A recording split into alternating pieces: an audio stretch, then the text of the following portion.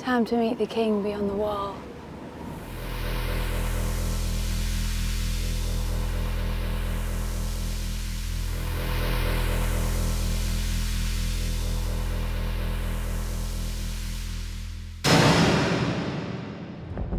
The Wildlings are the people who live north of the wall. The name Wildling is what the people who live south of the wall call them, and they would reject that name, which has its connotations of being uncivilized. They're feral, and they fight incredibly well, and they're tough. I like you, boy. But if you lie to me, I'll pull your guts out through your throat. They are ruthless in some ways, and in some ways they are very connected because they need each other. It's a harsh life. The winters are devastatingly cold. Food becomes very scarce. They eat what they find, and they find what they eat. Because of the harsh conditions under which they live are a more primitive society than the people of the Seven Kingdoms. There's actually quite a lot of Westeros north of the wall. It's a large expanse of land, probably as large as Canada.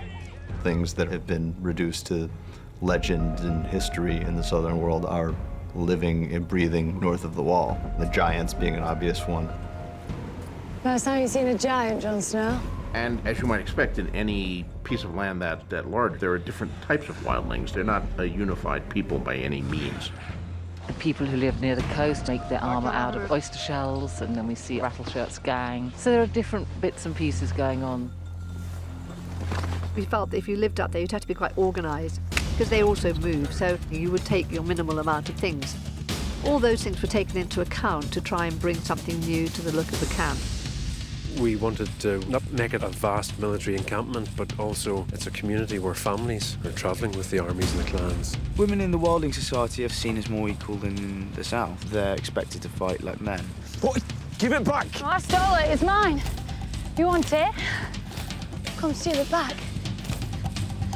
As a wildling woman, I think you fight for what you want, and if you don't, you've then got to live this life whether you've made that decision or not, so you've got to stand up for yourself. We've made skin skirts, and some of it's fabric that we've waxed. It's not, fashion. And I just wanted to show that they were women, and if they all dress the same, you can't. When we were on location yesterday, I saw one of the wildling women. She had a skirt, and I got really envious. I was like, I want to be feminine. Where's my long skirt? With the wildlings, the general look on them is practicality. We've let the hair down. We've used braids and twists and things to take away from people's faces and stuff. A lot of the wildlings raid south of the wall. They'll climb over the wall looking for valuables, gold. They steal women. Most of the iron and steel weapons they have are things that they've gotten by killing someone else and stealing their weaponry. We've given the men large axes, spears, swords made from bone and a lot of antlers. With the women, a few more short swords and predominantly archery. The weapons are practical for this part of the world. We've wrapped it with leathers, we've wrapped it with fur, in keeping with the area. How many men remain in Castle Black? 1,000. Liar. If you were a northerner, you grew up hearing these stories that the enemy are the wildlings. There's this endless war going on between those who live in the north and those who live beyond the wall. I don't think the wildlings essentially are fighting for anything. Beyond the wall, they're happy. This is their land, their free world. The free folk call the people of the Seven Kingdoms kneelers because they recognize the superiority of a class of nobility. There are no nobles north of the wall. You don't become the king because your father was the king. There's no crown.